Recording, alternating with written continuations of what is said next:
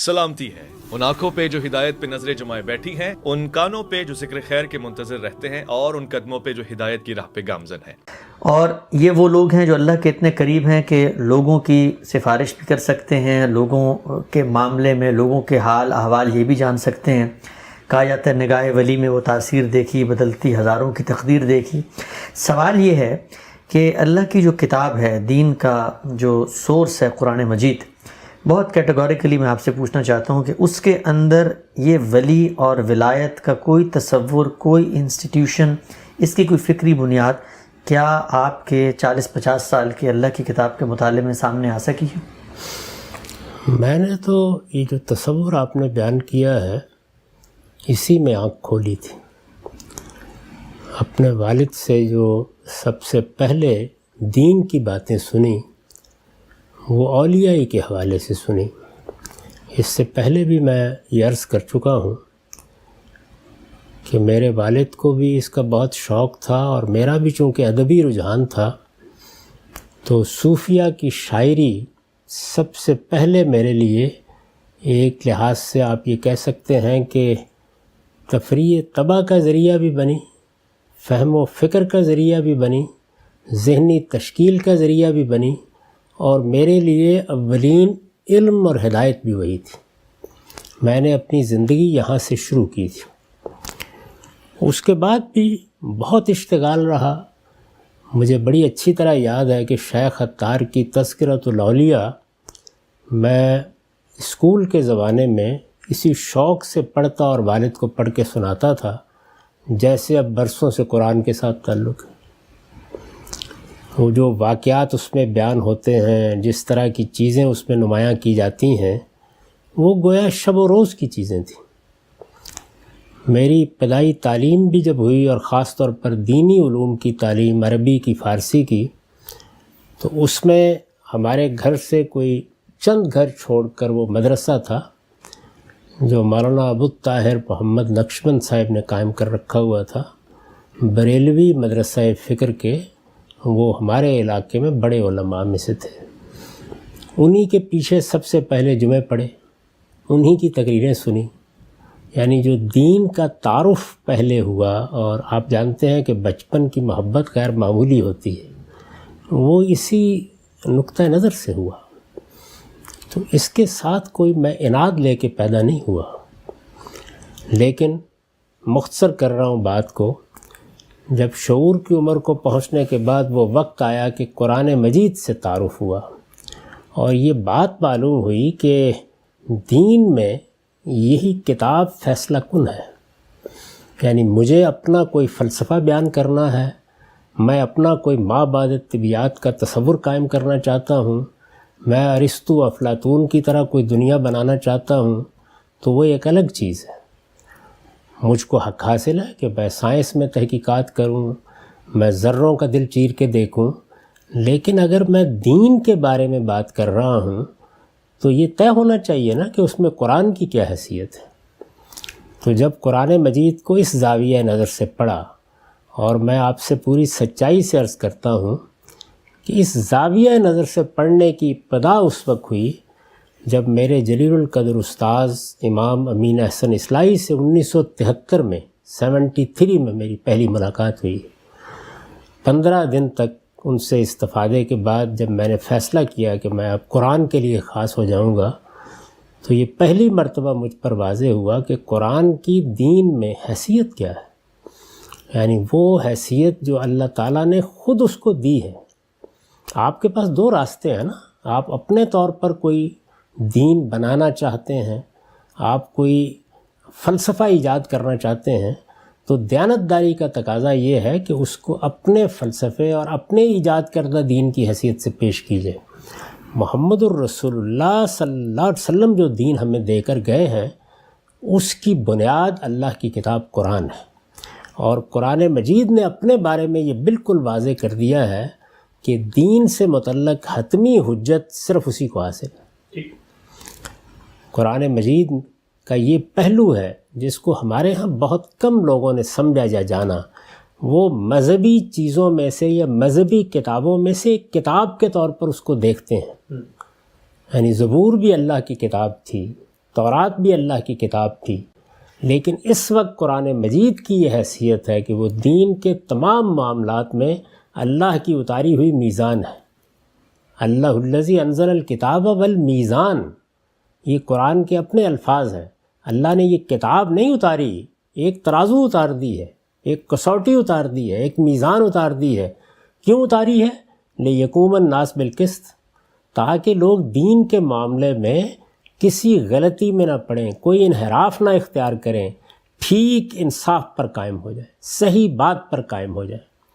اسی طرح یہ بیان فرمایا سورہ بقرہ میں کہ لوگوں کے مابین دین کے بارے میں، دین کو سمجھنے میں، دین کی تعبیر میں، دینی تصورات کی تعین میں اختلافات ہوئے تو ہم نے پیغمبروں کا سلسلہ جاری کیا۔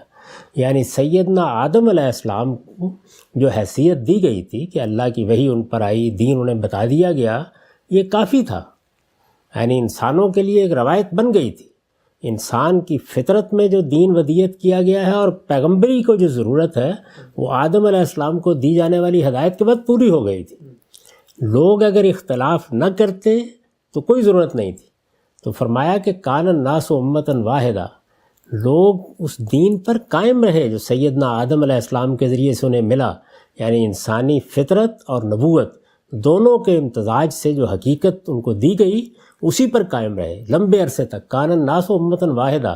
اس کے بعد فرمایا کہ اختلافات ہوئے، اور جب اختلافات ہوئے تو فرمایا اس کے بعد ہم نے نبیوں کا سلسلہ جاری کیا۔ اس میں پھر بتایا کہ نبی کیا کرنے آتے تھے، اور ان کے ساتھ انزل معہم الکتاب، ان کے ساتھ کتاب نازل کی۔ کتاب کس لیے نازل کی؟ لیحکم بین الناس فی مختلفوا فی، تاکہ دین کے معاملے میں جو اختلافات کیے جا رہے ہیں ان کا فیصلہ سنا دیں۔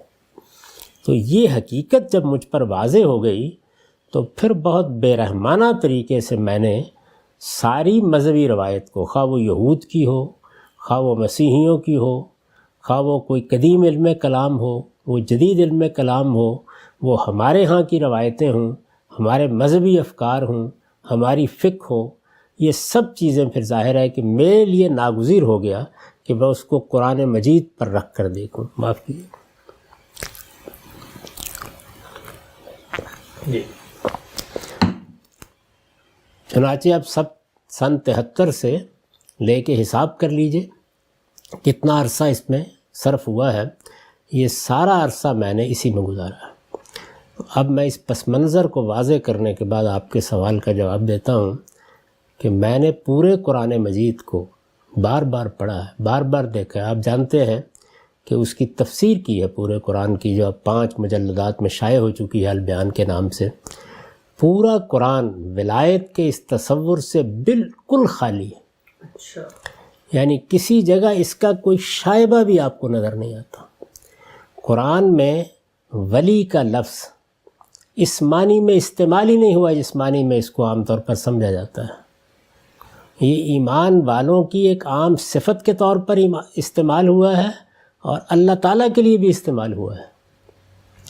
یعنی اللہ تعالیٰ کے لیے استعمال ہوتا ہے یہ کارساز کے معنی میں، اللہ بندوں کا کارساز ہے، اور بندوں کے لیے استعمال ہوتا ہے اللہ کے دوستوں کے طور پر، اور یہ سب کے لیے ایک عام لفظ ہے۔ یعنی اس میں کسی مرتبے، کسی منصب کا کوئی تصور ہی نہیں ہے۔ قرآن مراتب اور مناسب کو الگ سے بیان کرتا ہے، یہ اس کی اصطلاح ہی نہیں ہے سرے سے، یہ بہت بعد کی ایجاد ہے، اور اس کے نتیجے میں ایک پیرلل متوازی نظام کھڑا ہوا ہے ہمارے دین میں۔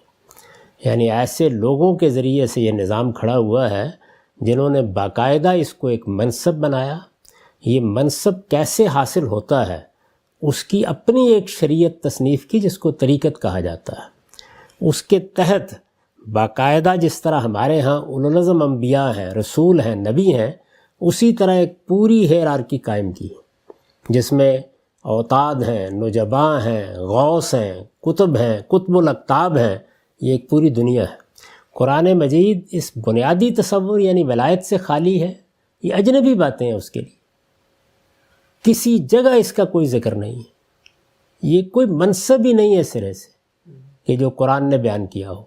میں نے اپنی کتاب میزان میں اخلاقیات کے ذیل میں ایک باب باندھا ہے کہ اخلاقیات کا ایک تو ہے نا عمومی احساس جس میں دنیا کے سارے لوگ شریک ہیں، اللہ تعالیٰ ہم سے کیا چاہتا ہے۔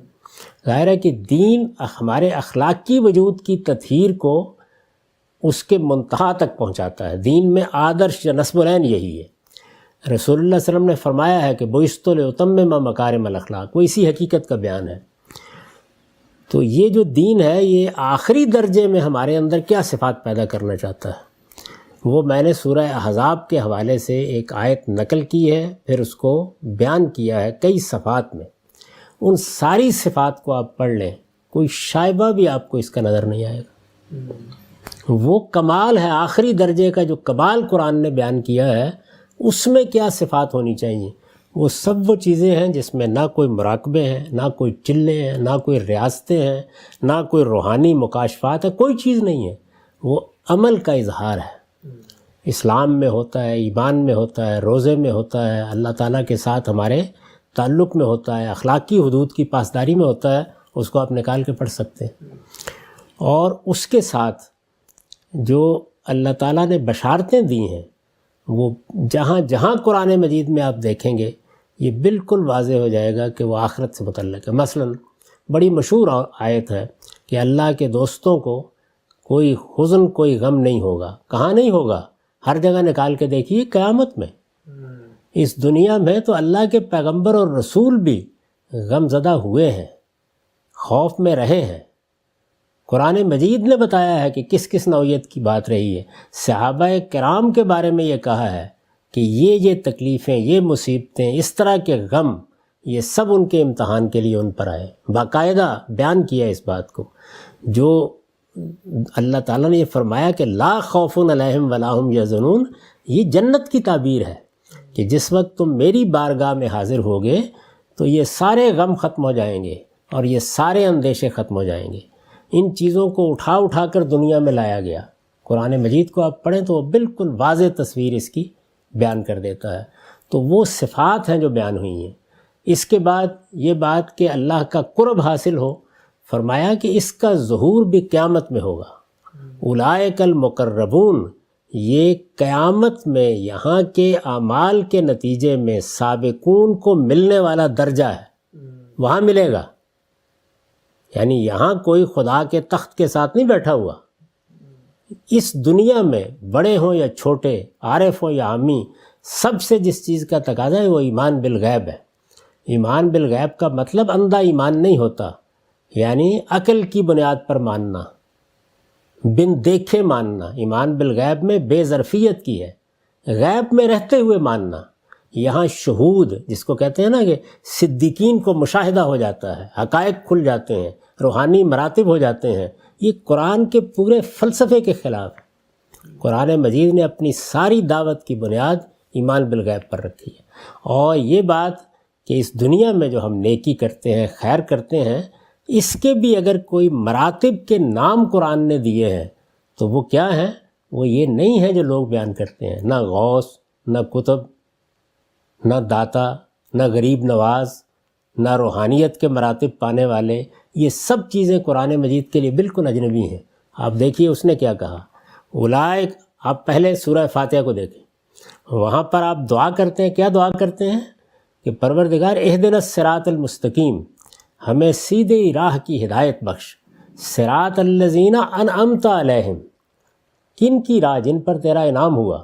اس کو آگے بیان کیا ہے، اولئک مع الذین انعم اللہ علیہم، اللہ تعالیٰ نے جن پر انعام کیا، میرے بندے کیا کریں؟ مراقبہ کریں، ریاضت کریں، رہبانیت اختیار کریں، تپسیا کریں، کہیں جا کر بیٹھیں، دھونی رمائیں، دنیا چھوڑیں۔ کچھ نہیں کہا، من یطع اللہ و رسولہ، اللہ اور اللہ کے رسول کی اطاعت کریں اپنی زندگی میں، ان کا حکم مانیں۔ اس میں بھی دیکھیے حکم مانے کے الفاظ استعمال کیے ہیں، یعنی اللہ کی ہدایت، اللہ کے پیغمبر کی ہدایت کے سامنے سر تسلیم خم کر دینا، اسی کو اسلام کہتے ہیں۔ یہ بیان کر کے کہا کہ جو لوگ یہ کریں گے وہ قیامت میں کن کے ساتھ اٹھیں گے؟ اولئک مع الذین انعم اللہ علیہم، وہی انعما، جو وہاں انعامتا استعمال کیا، جن پر اللہ نے انعام کیا، یعنی اللہ کی نعمت جو انسان کو ملتی ہے اس کے نتیجے میں وہ مرتبے کیا ہیں جو ملتے ہیں، وہ غوث ہیں، وہ قطب ہیں، وہ اوتاد ہیں، وہ ابدال ہیں۔ قرآن خالی ہے ان سب چیزوں سے۔ وہ کہتا ہے وہ مرتبے کیا ہیں، وہ کیا ہیں، وہ ایک نبی تھے، مان نبیین۔ دوسرے کون ہیں؟ صدیقین، یعنی نبیوں کی تصدیق کرنے والے، اپنے علم و عمل میں صداقت سے زندگی بسر کرنے والے۔ اور اس کا ظہور صحابہ کرام کی جماعت میں کیسے ہوا کہ سب صدیقین ہیں اور سیدنا ابو بکر الصدیق ہے۔ دیکھیے وہی لفظ استعمال کیا ہے۔ دوسرے کیا؟ شہداء، یعنی اللہ کے دین کی گواہی دینے والے، اپنی زندگی سے گواہی دینا، اپنے علم سے گواہی دینا، اپنے عمل سے گواہی دینا، اور یہاں تک کہ اگر جان دینی پڑ جائے تو جان دے کے گواہی دینا۔ تو یہ منصب بیان کیا۔ اور تیسرا کیا ہے؟ نبیوں کے بعد اگر کہیں تو چوتھا، اور ان کے بغیر کہیں تو تیسرا صالحین، نیک لوگ، عمل صالح کرنے والے۔ تو قرآن مجید کی تعبیریں یہ ہیں، وہ ان چیزوں سے واقف ہی نہیں ہیں۔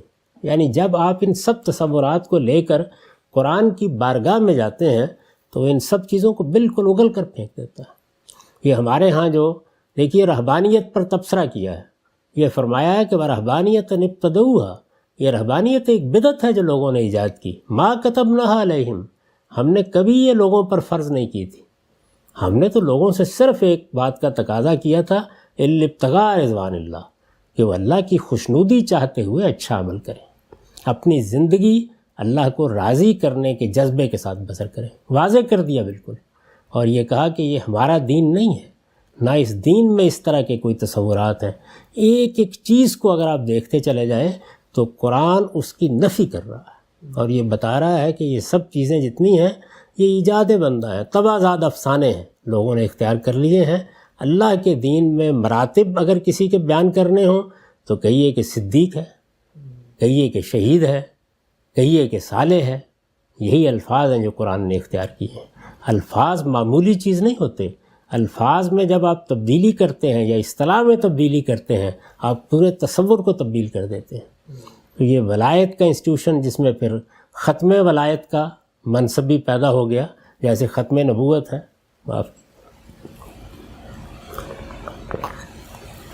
یہ سب تبازاد افسانہ ہے۔ اللہ کے دین میں نہ یہ کوئی مرتبہ ہے، نہ اس کا کوئی کہیں ذکر ہے، کوئی چیز بھی نہیں۔ اس میں جو ایک دو روایتیں بیان کی جاتی ہیں ان کے اوپر محدثین کی جریں پڑھ لیں۔ بخاری کی وہ جو روایت ہے مشہور، یتقرب علیہ بالنوافل، اس کے اوپر امام ذہبی کی تنقید پڑھ لیں۔ تو یہ سب چیزیں در حقیقت قرآن مجید کے لیے بالکل اجنبی چیزیں ہیں۔ وہ پوری بات بیان کرتا ہے، یعنی یوں نہیں ہے کہ پوری بات بیان نہیں کرتا۔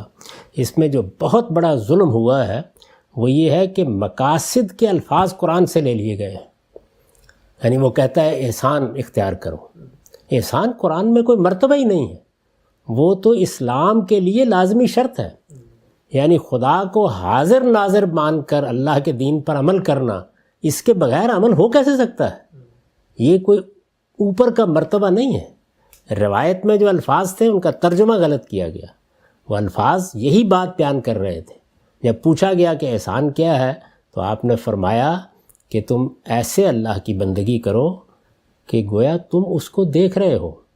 اگر تم اس کو نہیں دیکھتے تو کیا فرق ہوا، وہ تو تمہیں دیکھ رہا ہے۔ یعنی یہ احساس پیدا کرو اپنے اندر، اور یہ احساس کیا ہے، اسے دو لفظوں میں ادا کیے تو خدا کو حاضر ناظر سمجھ کے، یعنی نماز پڑھتے ہو تو یہ خیال کر کے پڑھو کہ تمہارا خدا دیکھ رہا ہے، چھدا اتارنے کے لیے نہیں۔ کسی سے نیکی کرو، کوئی بھلائی کا کام کرو، دنیا میں کوئی خیر پھیلاؤ تو اللہ کو حاضر ناظر سمجھ کے یہ سب کام کرو۔ یہ سادہ بات تھی، لیکن اس کو ایک مرتبہ بنا دیا گیا اور ایک نئی چیز داخل کر دی۔ تزکیہ نفس، یہ لفظ قرآن سے لیا گیا اور کہا کہ اس کا طریقہ ہم بتائیں گے، اس کے لیے ہم ایجاد کریں گے یہ ساری چیزیں۔ درا حالے کہ خدا کے پیغمبر کو جب یہ کتاب دی گئی قرآن مجید تو اس میں کہا کیا گیا کہ تزکیہ اس دین کا مقصد ہے اور اس کے لیے یہ دو کام کرنے ہیں، وہ بتائے ہیں اللہ تعالیٰ نے۔ یعنی جو قرآن مجید کی آیت 3 جگہ آئی ہے وہ، اس میں یہ پوری بات بتائی گئی ہے۔ تو یہ بالکل ایسے ہی ہے کہ جیسے کوئی آدمی یہ کہے کہ دیکھیے یہ قرآن مجید نے کہا ہے نا کہ آپ کو نماز پڑھنی ہے، کس لیے پڑھنی ہے؟ اللہ کی یاد کے لیے پڑھنی ہے۔ تو ہم آپ کو بتاتے ہیں کہ اللہ کی یاد کا اس سے اور اچھا طریقہ موجود ہے، زیادہ بہتر ہو جائے گی۔ قرآن کو اصرار ہے کہ وہ مقصد بھی طے کرے گا، طریقہ بھی بتائے گا، یہ پورا دین ہے۔ تو اس وجہ سے یہ جو آپ نے سوال کیا ہے بہت معذرت کے ساتھ، یہ بالکل بے بنیاد انسٹیٹیوشن ہے، یہ بالکل ایک متوازی انسٹیٹیوشن ہے، یہ دین کے مقابلے میں کھڑا ہوا ہے۔ اس میں براہ راست رابطے کے طریقے اختیار کیے گئے ہیں، اس میں جو چیزیں بھی بیان کی گئی ہیں جس کو آپ طریقت کہتے ہیں وہ کچھ نہیں مگر شریعت کے مقابل میں ایک پورا دین ہے۔